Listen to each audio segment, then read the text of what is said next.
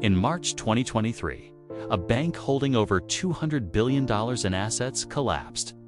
Not in months, not in weeks, but in just 48 hours.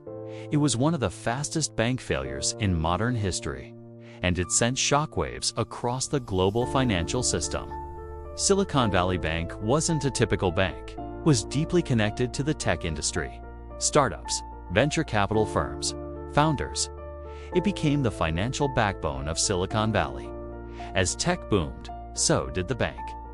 Deposits surged, assets grew rapidly, and everything seemed stable. But beneath the growth, there was a problem. Silicon Valley Bank invested heavily in long-term government bonds.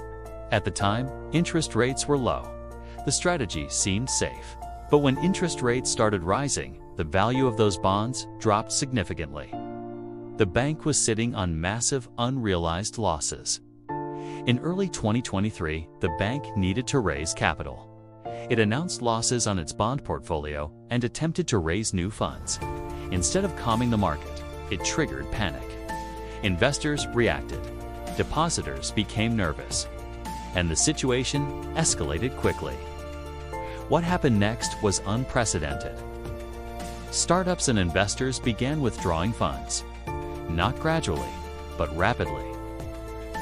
Billions were pulled out within hours. Social media accelerated the panic. Messages spread instantly. Trust disappeared. And the bank couldn't keep up. Within 48 hours, Silicon Valley Bank collapsed. Regulators stepped in. The bank was taken over.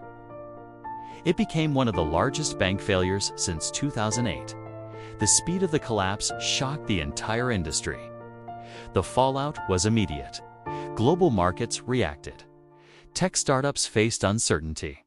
Other banks came under scrutiny. Governments intervened to stabilize the system. Confidence was shaken. Silicon Valley Bank didn't collapse because of bad loans.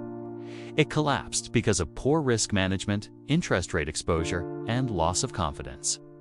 And in banking, confidence is everything. A bank can survive losses, but it cannot survive panic.